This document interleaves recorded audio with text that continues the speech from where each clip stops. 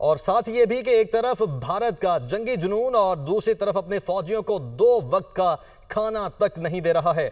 भारतीय मीडिया ही अपनी फौज की कसम पुर्सी मंजरेआम पर ले आया है।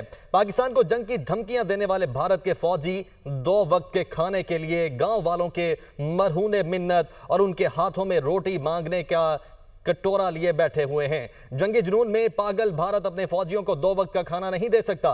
भारतीय मीडिया अपनी फौज की कसम पुर्सी से मंजर पर ले आया है, जबकि भारत के फौजी 2 वक्त के खाने के लिए गांव वालों के मरहूने मिन्नत हैं। और साथ ये भी कि एक तरफ भारत का जंगी जुनून और दूसरी तरफ अपने फौजियों को 2 वक्त का खाना तक नहीं दे रहा है। भारतीय मीडिया ही अपनी फौज की कसम पुर्सी मंजरेआम पर ले आया है।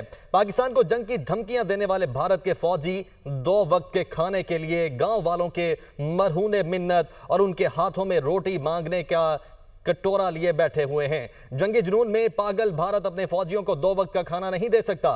भारतीय मीडिया अपनी फौज की कसम पुर्सी से मंजर पर ले आया है, जबकि भारत के फौजी 2 वक्त के खाने के लिए गांव वालों के मरहूने मिन्नत हैं।